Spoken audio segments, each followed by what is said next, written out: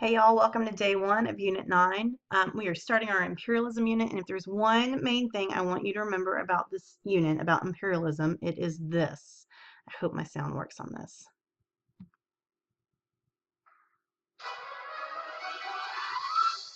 Gee, mate, what do you want to do tonight? The same thing we do every night, Pinky. Try to take over the world. All right, so in all seriousness, I've, I've read some of the feedback that you guys gave me on the survey, and I really appreciate your frankness and your willingness to share your thoughts about the flipped classroom. So I'm going to try something new. I'm going to let you know every time we've moved on to the next topic in your notes by giving you a visual cue. So you'll notice a new title on the slide when we've moved on to the next section in your notes. Hopefully this will help you to not get so lost in the videos. Okay, let's get started. So before we can get into who all was trying to take over where, you've got to understand a little bit about scientific theories at the time. The scientific theories, they include social thought. So we're going to start with Charles Darwin. I'm pretty sure you've all heard of Charles Darwin before. His line of thinking was very controversial back then and still is today. Darwin was a biologist from Great Britain. He wrote several books, but one of his most well-known books was The Origin of Species. The official title of the book is On the Origin of Species by Means of Natural Selection, and it was published in 1859. Now, in this book, Darwin was a very strong proponent of the theory of survival of the fittest. Okay, now according to this line of thought, populations often grow faster than the food supply, so there ends up being competition for food. Think about it this way. Let's imagine that I'm going to have a huge feast for your class. I decide that I'm going to cook all the food myself and not have anything catered. Well, there's only so much that I can do in my kitchen at home and by myself. So while I bring the food to the feast, there may not be enough for everyone. And let's face it, how well do you think everyone is going to look out for one another? So if you come to my class on that day and you are starving, you had better get what you can while you can get it. So if you come from a large family and you're the smallest kid in the family, you totally get this, right? So Darwin's theory stated that only the members of a species that survive are those that are the fittest or the best adapted to their environment. Okay, so are we good on this? All right, so Charles Darwin's writings definitely impacted others. Herbert Spencer was a sociologist from England. He read the work of Charles Darwin and was influenced by his theory of natural selection. Now, Spencer is credited with coining the term social Darwinism. He took the survival of the fittest line of thinking and applied it to facets of society, specifically to politics and economics. And here's what his theory basically stated. First, that all human life is a competition. Okay, every single human is in competition with everyone else. Also, you think you're fit to survive? Well, that whole survival of the fittest bit is silly, and you would totally survive.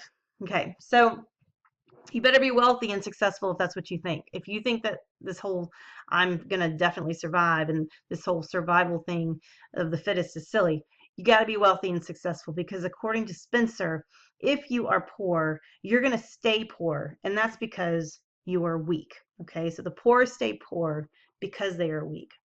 Spencer also thought that the government needed to stay out of things, had absolutely no business being involved in these sorts of issues. So he thought it was best to let things happen as they would, and that the government would only upset the balance of natural selection. Now, folks who prescribed this line of thinking are called social Darwinists. And there were some social Darwinists who took this philosophy and applied it to national conflicts as well.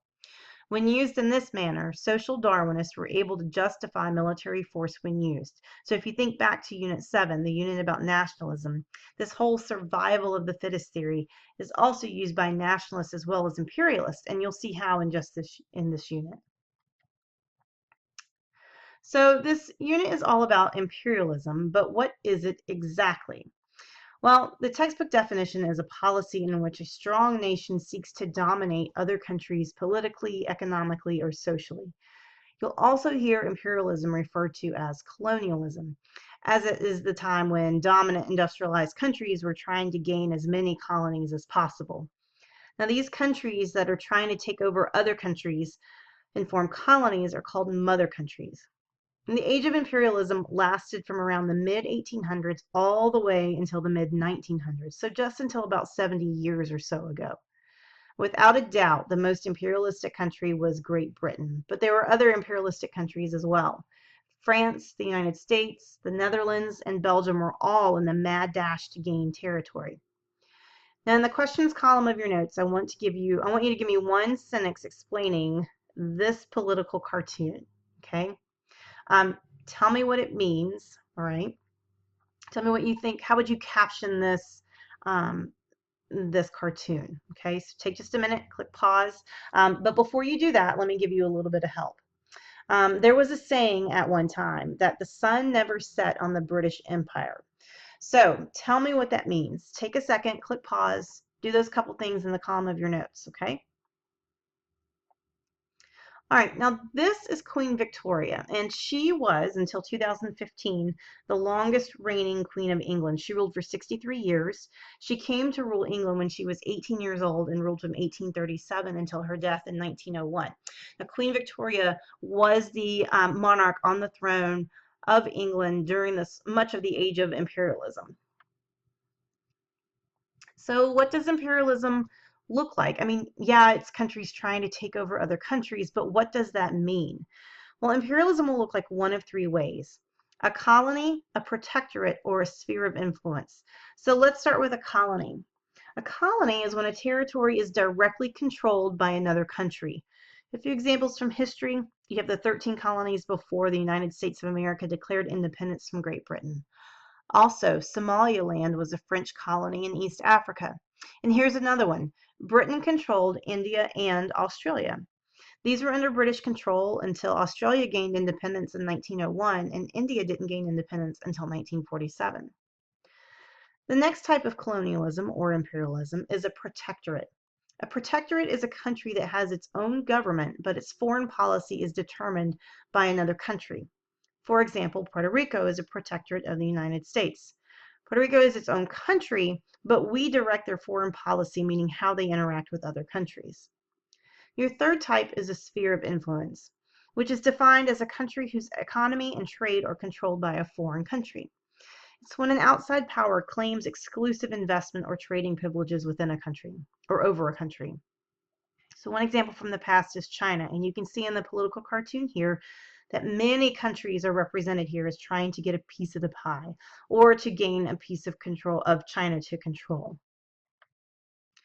Okay, so we've chatted about what imperialism is, but why does it happen? So let's think back to our last unit. It was all about industry rising and new methods of making or doing things.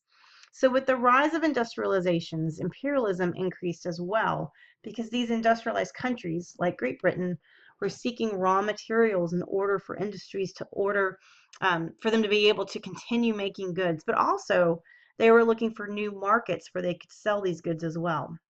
Now, your next one is going to be, the next reason is nationalism, okay? Now, nations felt that in order for them to be, these industrialized nations felt that in order for them to be respected, they had to have colonies and lots of colonies, not just one or two. So think back to Unit 3 when we talked about Spain and how they wanted to vastly expand the Spanish Empire, okay? The third reason is because of racism. Now, Europeans mistakenly thought that they were superior to other races and cultures across the globe, and their reasoning behind why they were superior to others, or what their proof was, their evidence of why they were superior, were because of their advancements in technology. Okay, so because they had better technology, they felt like they were superior. The final reason for imperialism is religion. Christian missionaries were on a mission to spread Christianity and keep Islam from spreading. The missionaries would go into these new areas and they would do things to help the community, like they would set up schools and churches and hospitals. They also helped with social issues like sanitation. Okay, so let's look at the Ottoman Empire and how it came to be one of the largest and most powerful empires. If you took World History 1, you should remember that the Ottoman Turks defeated the Byzantine Empire when they captured the city of Constantinople in 1453. This is also when the city was renamed Istanbul. Okay, it's right there on the map. But why did Constantinople fall? Why was it defeated? Well, during the Age of Exploration unit, we talked about the explorers and the routes that they traveled. Countries were desperate to find new trade routes when the old ones had been blocked and could no longer be accessed. Now, another factor that led to the Ottoman Empire is that although the Ottoman Turks were Muslim, they practiced Islam, but they were very tolerant, okay, of other monotheistic faiths at first. So when folks came in who were Jewish or Christian, the Muslims were okay with that for a while, okay? So as the empire began to spread, and I want you to make sure you label this map in your notes as well, okay? The empire grows. Okay, so it started in Central Asia and then it spread to southeastern Europe, which included the Balkan Peninsula. Then it moved on to northern Africa and finally into Southwest Asia or the Middle East. Okay, and there were two very popular exports from this area. Coffee and ceramics. Now, ceramic tiles, like what you're seeing here, ceramic vases, ceramic dishes, these are two of the most important exports coming from this area. Now, eventually, the Ottoman Turks become united in the religion of Islam, and they no longer are tolerant of other religions. All right. Now, the Ottoman Empire doesn't last forever, though. This is Suleiman the Magnificent. He was the last great Ottoman sultan. He died in 1556, and although the Ottomans had attempted to fit into the modern world, they just were not able to hold off imperialistic Europeans. Once Suleiman died, the Ottoman Empire was certainly weakened, but they were all able to hold out for another 350 more years. So they were able to maintain their empire for 350 more years. Ottoman Empire finally came to a close at the end of World War I, and we'll talk more about that later. After World War I, many of the countries that had been a part of the Ottoman Empire began to have these strong feelings of nationalism, and they wanted to become independent and not ruled by anyone. So as we wrap up this video here today, you will see in the next in our coming units how all of this is starting to come into place together. So all of the nationalistic feelings that people are having, the militarism that's coming to a rise, it's all going to come to a head here soon, and it's going to lead us up to World War I, which is our next unit, I promise. No more units for those of you who've been asking. I've been saying, oh, it's our next unit. It really is our next unit, I promise. Okay, that's it for today. Please make sure you go back and get any notes that you've missed. If you did not, if you still can't get them after you've rewatched the video and paused it, then you know that you can always come to me and take a look at my notes too, as long as I see that you've made an effort to take the notes, okay? I'll see you next class.